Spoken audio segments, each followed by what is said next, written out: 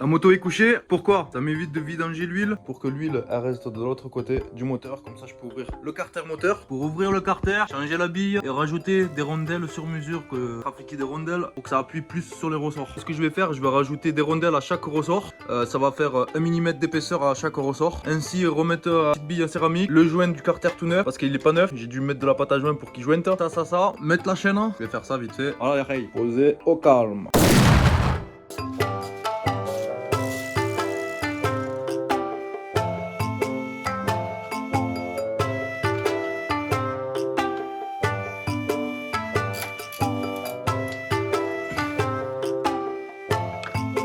En fait, je vais rajouter une rondelle qui passe dans ça. Là, cette rondelle, comme tu peux le voir, elle ne passe pas. Là, elle appuie sur ça, donc elle appuie pas sur le ressort, parce qu'elle appuie ici contre. Donc il faut une rondelle qui passe dedans. Comme ça appuie le ressort un peu plus au fond. Il y aura plus de force dans le ressort. Je vais te montrer. Style une rondelle comme ça. Tu vois, celle-là, elle est presque à passer. Ce que moi, je vais faire, je vais repercer autour. Et ensuite, je vais voir en embrayant que quand j'embraye, faudrait pas que ça vienne toucher la cloche. La rondelle, c'est la même épaisseur, à peu près la même épaisseur. Si j'en mets une plus grosse, ça passe, mais ça touche la cloche. Une rondelle qui puisse passer dedans là. Donc en clair, celle-ci. Celle-ci, tu vois, elle pourrait passer. Démonter les autres et on va voir si cette rondelle elle peut aller au fond. Ça aidera que les ressorts ont plus de force sur les disques et donc du coup, ça patinera beaucoup moins ça. Voilà, une fois que c'est démonté, hop, je le décolle. Voilà. Et je regarde si ma petite rondelle là, elle y passe. Donc là actuellement elle passe et elle appuie bien au fond. Donc c'est parfait, donc ça me rajoute une épaisseur. Mais le problème c'est qu'il faut que je grossis le centre. Parce que comme tu peux voir, le diamètre n'est pas le bon. Sauf que la rondelle, je vais pas la mettre au fond, mais je vais la mettre après la rondelle là. Voilà, au moins comme ça, la rondelle elle pourra passer dedans ici sans problème. Que là, tu vois, c'est beaucoup plus épais à cause de ça, parce que ça c'est conique. Plus fin ici et c'est plus épais en bas. Donc autant mettre la rondelle en haut, là où c'est le plus fin. Parce que si on met en bas, ça risque de toucher et de gratter un petit peu les petites bites. Voilà, donc c'est parti, je vais passer un coup de perceuse dans la rondelle là, que ça puisse rentrer là-dedans. Parce que comme tu peux voir là, la rondelle, tu vois, il manque pas beaucoup pour qu'elle rentre. Donc je vais repercer vite fait un chouïa, 4 rondelles, de la même comme ça. Et ensuite on va remettre. J'oublie pas de mettre la petite bille qui est ici. Voilà, la petite bille en ferraille qu'on va remplacer par la petite bille en céramique. Voilà la petite bille céramique. On la met et on remet notre poussoir. Vu que la bille elle est plus grosse, il va falloir régler le contre-écrou ici. Parce que comme tu peux voir, la tige là, elle ressort beaucoup plus. Donc du coup, il faut reculer un petit peu cette pièce là. Tu vois, légèrement là. Voilà. Parce que comme tu peux voir là, c'est bien plaqué tout autour. Mais je sens là, je sens que ça touche déjà. Ça touche déjà. Donc je vais desserrer ici et je vais le desserrer un chouïa. Là, on est bien plaqué. Donc je visse jusqu'à que ça touche. Voilà, là ça touche. Et je vais faire un demi-tour en arrière. Voilà. Ensuite, je bloque le centre. Je visse mon contre-écrou. Tac. Maintenant, je vais repercer mes rondelles. C'est parti.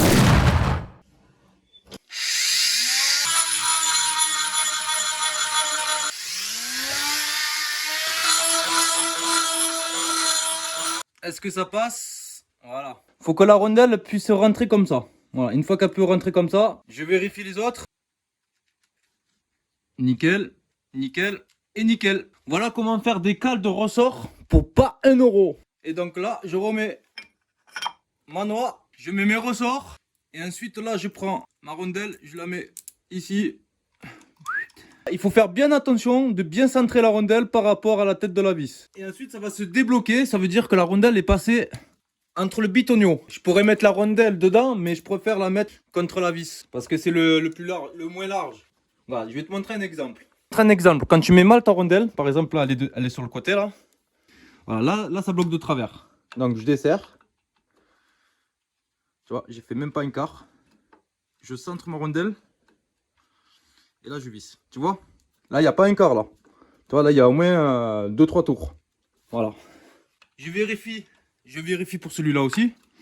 Donc c'est simple. Hop, j'appuie sur le côté jusqu'à que la rondelle se décale. Elle est décalée. Je visse. Là, ça appuie à travers. Je centre au maximum mes rondelles. Je serronne.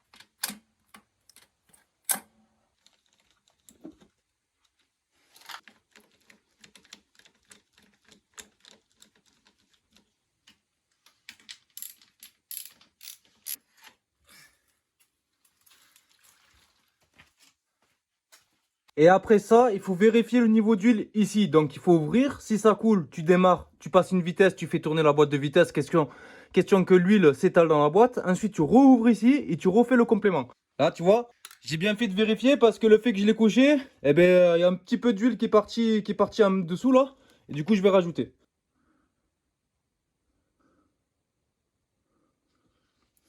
Voilà, là on a fait la pointe, t'as vu qu'il manquait pas mal d'huile. Maintenant je vais démarrer la moto et je vais passer la première. Mais là je peux pas la démarrer parce que la pipe elle est cassée. Donc je vais changer la pipe. La pipe je vais l'installer avec de la pâte à joint comme d'habitude. Puis on va démarrer, on va faire tourner la moteur. Et je vais remettre de l'eau aussi.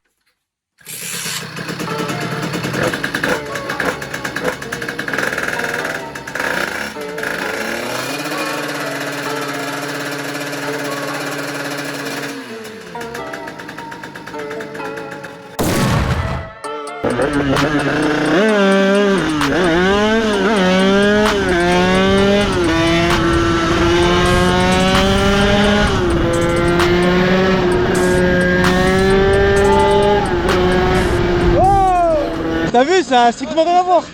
Eh, ça là, les keufs couplés. Toi, c'est direct, c'est un truc de fou. Ouais, c'est le pot, ça, il est trop creux, il est trop gros le pot. Pour ça, faut que j'essaye encore plein de pièces, tu vois. Ouais, ça fait bizarre et tout, l'assise et tout. T'as vu? T'as vu, c'est ferme un peu. Ouais.